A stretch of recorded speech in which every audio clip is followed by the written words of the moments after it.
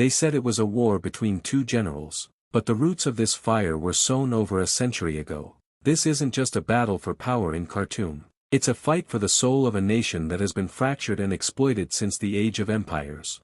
To understand why Sudan is burning today, you have to go back to the scramble for Africa. In the late 19th century, the British Empire drew a line around a vast territory and called it the Anglo-Egyptian Sudan. But this was never one nation. It was an artificial state, forcibly stitching together the predominantly Arab and Muslim north with the ethnically African and Christian/animist south. The British administered them as two separate regions, favoring the north and marginalizing the south, a policy of divide and rule that created a permanent fault line. This colonial blueprint set the stage for decades of conflict. At independence in 1956, Sudan was born into a civil war that would last, on and off, for nearly 50 years. The South felt dominated and exploited by the political power in the North. This culminated in the secession of South Sudan in 2011, a moment of hope that, instead of bringing peace, created a power vacuum and new tensions over oil and borders. But the story doesn't end there. For 30 years, the country was ruled with an iron fist by Omar al-Bashir. To maintain his grip on power, he created and armed powerful militias. The most infamous of these were the Janjaweed in the Darfur region, who were used to crush a rebellion in the early 2000s in a campaign now recognized as a genocide.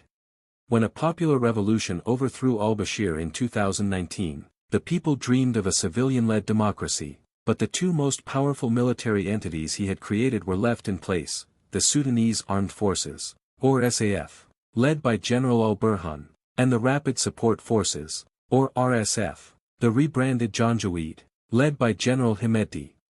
These weren't just two rival armies, they were two rival systems of power. The SAF represented the old guard, the traditional military. The RSF was a wealthy, battle-hardened militia, controlling gold mines and smuggling routes. They were an army within an army, and a clash was inevitable.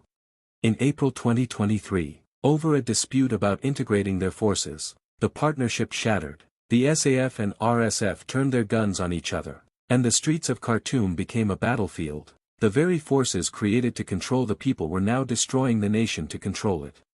This is why the war is so brutal. This is why ceasefires fail. It's not just a political dispute. It's a fight over the very structure of the state and its vast economic resources. It is the bloody culmination of a history of external interference, internal division, and the legacy of a dictator who weaponized his own country.